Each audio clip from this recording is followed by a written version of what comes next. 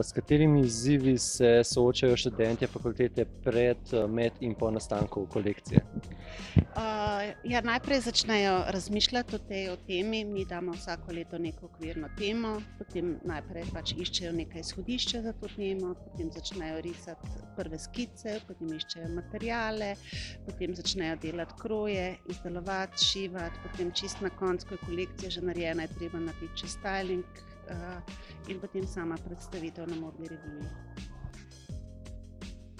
Kako jim pa vi pomagate pri tem, kako jih usmerjate?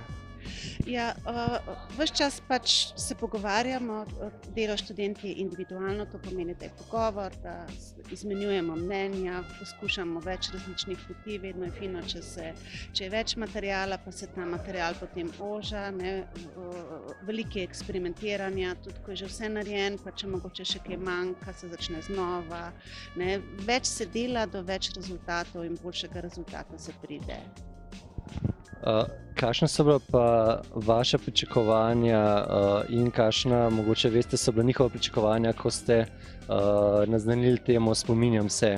Kaj ste pričakovali, kaj se bo izcimalo iz tega oblikovalsko? Tema Spominjam se je tako široko zastavljena, da mislim, da lahko tudi vsak sebe najde. Tudi vsako leto poskusimo s tako temo, da ne omejuje, da je tako široka, ker tudi spominjam se otroštva, spominjam se oblek, spominjam se filma, knjige, narave, dogodka. Tudi je toliko neskončno možnosti, da lahko res vsak študent najde nekaj, kar mu je všeč, kar mu leži, kar lahko potem razvija naprej v celo kolekcijo. Vedno s tem pa poteka tudi razstava po Ljubljani.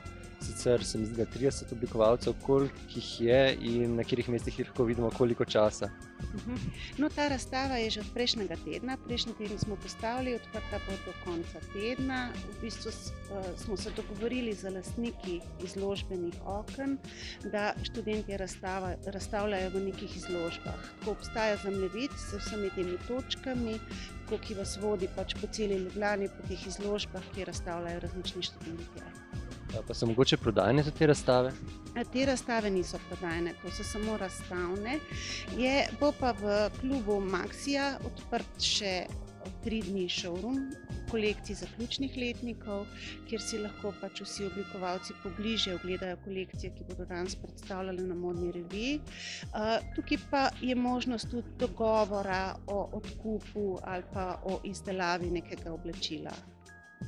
Glede na to, da gre to za prvo sodelovanje z NTF-jem, predtem je imel NTF svoje zaključne revije v lastni organizaciji. Mislite, da bo zadeva dovolj zanimiva, da boste s tem tudi nadaljevali? Si želite to nadaljevati in kaj bi mogoče spremenili v prihodnje, zdaj, ko je projekt že skoraj izpeljan do konca? Jaz mislim, da so študentje zelo stimulirani s tem, da nastopajo v okviru Philips Fashion Weeka. Nekaj podobnega se dogaja tudi v Londonu, kjer St. Martin's School of Art and Design sodeluje na London's Fashion Week.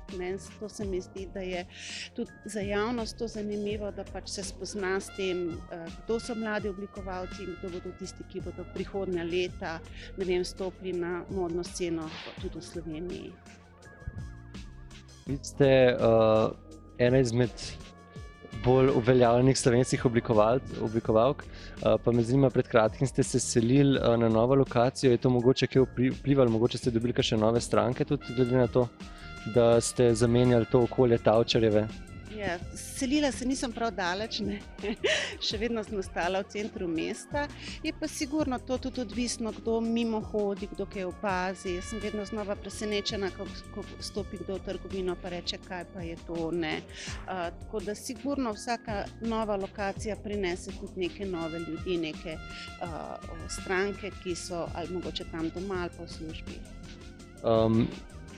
Poleg vaše spletne strani, kjer predstavljate aktualno delo, imate tudi blog.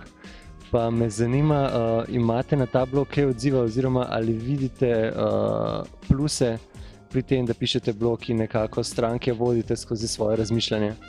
Ja, v bistvu fino bi bilo, če bi še bolj redno pisala, pa več razmišljala, pa bila bolj redna, potem najbrž bi bilo še več odziva.